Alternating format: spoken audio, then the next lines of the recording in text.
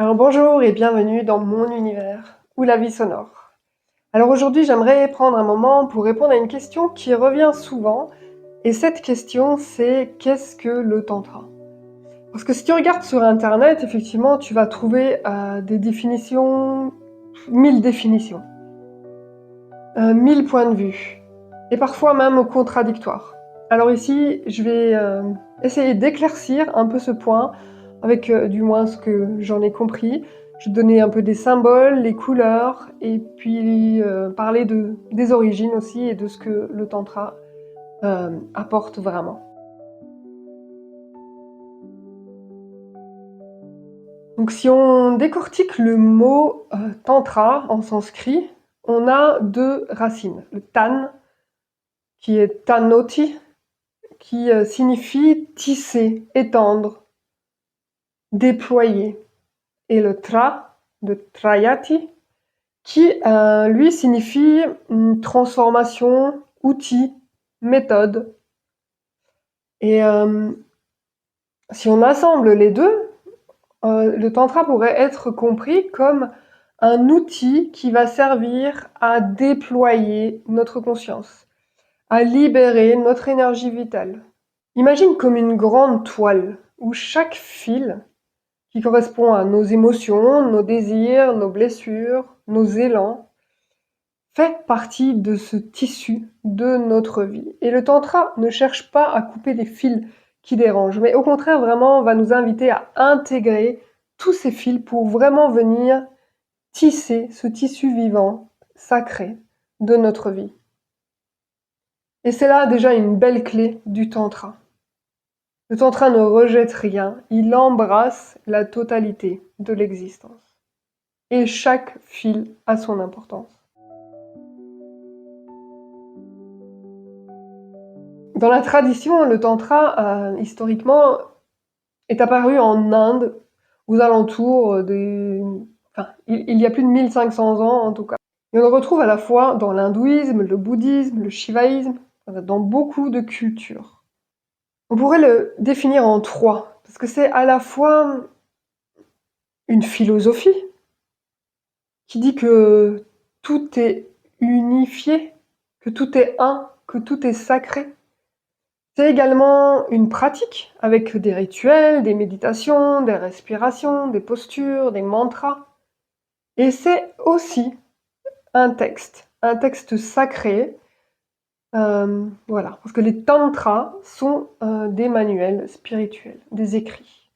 Et là où d'autres chemins spirituels ou religions rejettent le corps, la matière, les plaisirs, le tantra dit que tout est énergie, que tout est manifestation du divin, et que rien n'est exclu.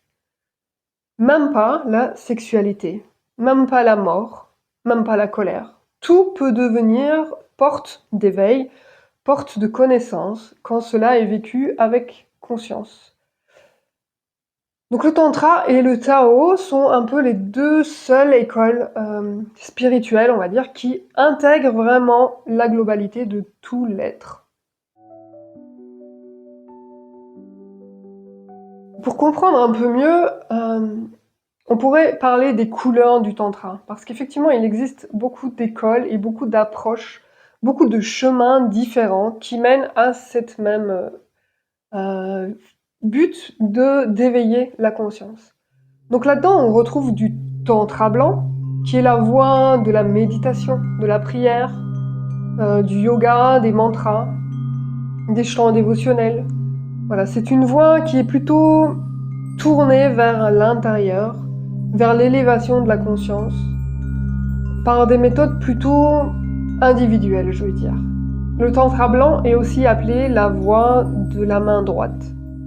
Ensuite, on a le tantra rouge, qui est la voie de la main gauche, qui est plutôt basée sur l'énergie vitale, sur l'énergie sexuelle, sur la relation.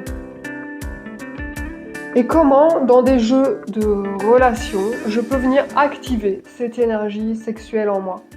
L'énergie sexuelle qui est cette énergie de vie, cette énergie de création. C'est reconnaître que notre énergie la plus puissante, cette énergie de vie, peut devenir vraiment un chemin d'éveil et de conscience. Ensuite aussi, on a le tantra noir. Le tantra noir est une voie un peu plus radicale qui plonge directement dans les tabous, dans ce qui fait peur ou dans ce qu'on rejette. C'est aller explorer nos ombres, nos dénis, nos peurs. Et l'idée d'y mettre de la conscience, d'y apporter de la clarté, de la lumière. Ces trois couleurs, bien sûr, ne s'opposent pas. Elles se complètent. Comme tu auras compris, c'est quand même trois manières complètement distinctes d'arriver à ce chemin de conscience. Elles sont comme les fils de ce même tissu du tantra. En Occident, on parle beaucoup du tantra blanc et du tantra rouge, qui sont des voies très riches. Et effectivement, on explore peu le tantra noir. Tu vois, donc le tantra, ce n'est pas seulement une pratique, c'est vraiment une vision du monde, c'est vraiment une manière d'interagir et d'être au monde. Je vais te parler maintenant d'un symbole qui est très répandu dans le tantra, qui est ce symbole de l'union du masculin et du féminin, du couple divin de Shiva Shakti. Comme on peut le voir sur cette statuette, Shiva représente ce qui est la conscience pure, immobile, témoin, protecteur de l'espace, celui qui observe. Et Shakti, qui est cette énergie de mouvement, de vie, de création. Et Shiva et Shakti ne peuvent pas vivre l'un sans l'autre. C'est-à-dire que s'il n'y a pas de cadre, on pourrait dire aussi que voilà, Shakti serait comme de l'eau et Shiva comme le contenant. S'il n'y a pas de contenant, l'eau, elle s'écoule, elle se répand et elle n'existe plus. Donc pour que cette énergie de Shakti puisse se mouvoir, il y a besoin de ces berges de la rivière ou de ce contenant, de cette sécurité. Et en même temps, s'il y avait un contenant vide, en fait, Shiva n'aurait aucun sens d'être. Il n'aurait rien à observer, il n'aurait rien à contempler. Donc on pourrait dire qu'effectivement, s'il n'y avait que Shiva, il y aurait juste la paix. Une paix immobile. Du coup presque morte. Et s'il n'y avait que Shakti, eh ben en fait, il y aurait une énergie débordante, mais sans direction. Un peu comme un feu sans foyer ou comme un feu jaillissant. Le Tantra nous dit que la vie naît de cette union de Shiva et de Shakti. Et que c'est quand la conscience rencontre l'énergie, alors que tout devient possible. C'est quand l'esprit se manifeste à travers la matière que tout existe. Et dans cette incarnation, on va revenir dans notre corps, dans notre matière, qui est notre Shakti, et y mettre notre conscience, qui est notre Shiva. Donc en nous, c'est exactement ça. Nous avons besoin de cette union entre notre part de conscience qui observe, qui donne un cadre, une présence, et cette énergie qui a besoin de s'exprimer, de bouger, de créer. On peut donc dire que le tantra est cet art de pouvoir réconcilier ces deux polarités en soi, et aussi dans la relation à l'autre. Parce qu'on a tous, en tant qu'homme ou en tant que femme, ces deux parts, Shiva Shakti en nous. Et on va pouvoir aller, au travers le jeu et les expériences, venir les alchimiser et les réunifier. Alors pour moi, quelle est mon expérience par rapport à ce tantra et qu'est-ce que ça a comme impact dans ma vie personnellement? Je pourrais dire que ça m'a permis de vraiment recréer cette union en moi. Ça m'a appris à ne plus rejeter ces parts que je jugeais pas bien, et à être vraiment dans cet accueil. Et aussi à reconnecter avec cette force de création et ne plus avoir peur de cette puissance de vie qui a envie de s'exprimer. À l'honorer avec joie, mais aussi avec vulnérabilité. À sentir que mon corps, à sentir que ma respiration, ma relation à moi et au monde peuvent vraiment devenir des portes vers quelque chose de plus grand que moi, mais surtout vers cette reliance à ce que je suis profondément. Le tantra m'a aussi apporté une immense liberté intérieure, parce que j'ai reconnecté avec cette force et cette puissance, et que je n'ai plus besoin d'attendre un maître ou des règles extérieures pour me relier à quelque chose de sacré. Je sais que le sacré est déjà là, dans chaque respiration, dans chaque regard, dans chaque geste. C'est quelque chose qui est devenu permanent. Goûter un aliment, observer une fleur, entendre le chant des oiseaux, tout peut devenir source d'émerveillement et de reconnexion au divin, en fait. Et plus j'avance, plus je sens que ce tantra est vraiment une manière de vivre, une manière d'être au monde. C'est vraiment être pleinement présent à la vie dans toutes ses couleurs, sans plus rien rejeter, sans mettre de côté mes émotions, sans mettre de côté ce que je juge mauvais, mais vraiment accueillir ce qui se présente dans l'instant présent.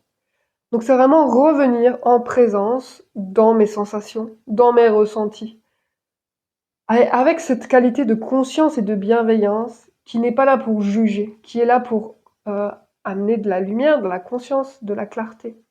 Et comprendre mes mécanismes et petit à petit venir pouvoir les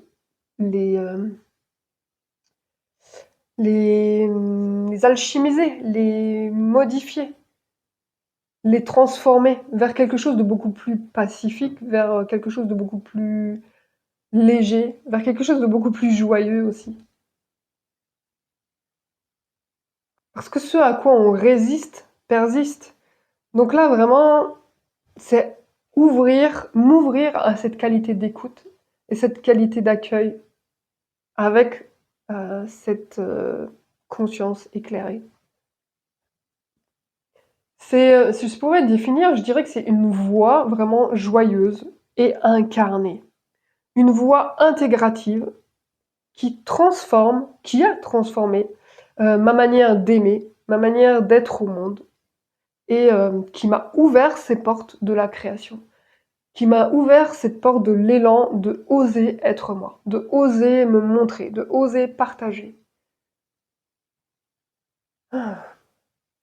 de oser créer.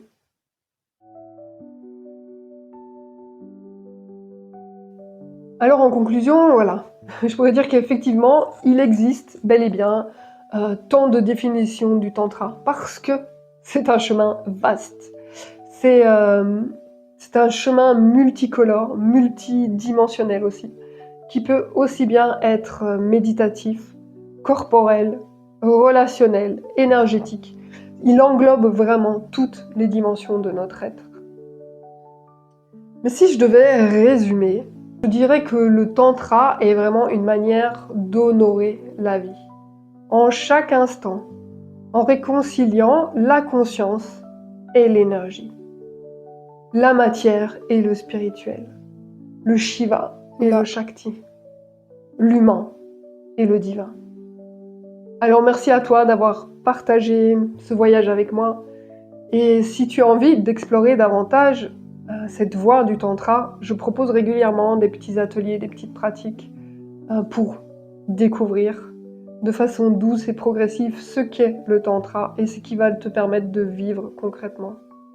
Et aussi sur ma chaîne, tu vas retrouver plusieurs, soit des ateliers en ligne, des ateliers corporels, des ateliers énergétiques, des méditations guidées ou des méditations sonores pour pouvoir plonger voilà, dans ce vaste espace du tantra. et également des prises de conscience. Voilà, je te partage aussi ce que moi j'ai vécu dans mes stages, ce qu'on peut vivre dans ces stages, à quoi il faut faire attention. Voilà, il y a toute une source d'informations, donc si le tantra t'appelle, bah, n'hésite pas à aller jeter un œil sur ma chaîne. Merci beaucoup pour ta présence, ton écoute, et ensemble, pour un monde plus vivant, ensemble, pour un monde plus vibrant. Bye bye.